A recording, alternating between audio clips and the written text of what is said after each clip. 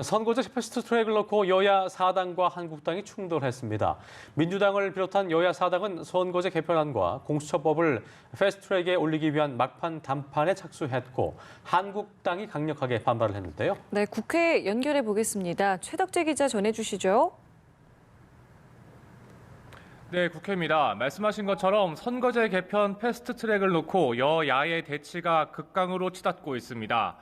문희상 국회의장과 여야 5당 원내대표가 만나 국회 정상화 방안을 논의했지만 자유한국당이 한국당을 제외한 패스트트랙은 절대 받아들일 수 없다고 강하게 반발하면서 회동은 결국 불발됐습니다.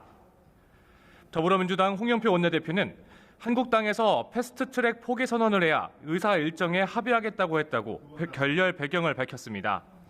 회동에서 한국당 나경원 원내대표는 패스트트랙이라는 미명하에 겁박하는 상황이라며 이 겁박의 칼을 걷어만 주면 문 대통령이 제안한 여야정 협의체까지도 검토할 수 있다고 했습니다.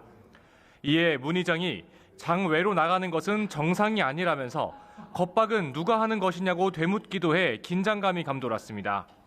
이런 가운데 잠시 후 오후 3시쯤 민주당과 바른미래당 그리고 평화당과 정의당 등 여야 4당은 비공개 회동을 갖고 패스트트랙과 관련해 사실상 최종 담판을 지을 예정입니다. 일단 견해차가 컸던 공수처 기소권 문제에 대해선 공수처가 판사와 검사, 고위직 경찰을 수사할 때만 기소권을 갖는 이른바 제한적 기소권의 공감대를 마련한 것으로 전해졌습니다. 만약 여야가 최종 문구 조정에 성공하면 여야 4당 원내대표는 합의 내용을 문서화하고 각 당 추인 절차를 거치게 될 전망입니다.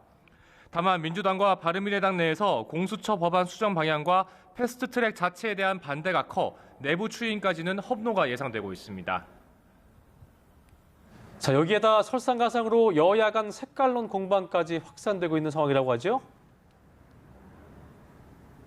네, 그렇습니다. 우선 더불어민주당 이해찬 대표는 자유한국당 황교안 대표가 문재인 대통령을 김정은 대변인 역할만 하고 있다고 비판한 데 대해서 한 번 더 이런 발언을 하게 되면 더 이상 용납할 수 없다고 강력 경고했습니다. 이 대표는 정치를 처음 시작한 분이 그렇게 입문해서 막판에 무엇을 하려고 하느냐면서 정치는 그렇게 하는 게 아니라고 했습니다.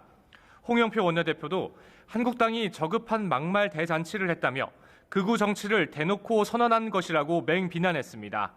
정의당 이정미 대표도 한국당이 시대착오적 막말을 쏟아내면서 보수 지지층 결집에만 골몰했다며 민생 개혁의 길을 또 가로막고 있다고 비판했습니다.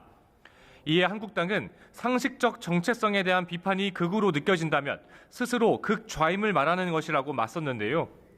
나경원 원내대표는 어떤 비판이든 색깔론이라고 하면 스스로 정치적 색깔에 자신이 없는 것이라며 비판을 회피하는 상대방 낙인 찍기를 그만하라고 촉구했습니다.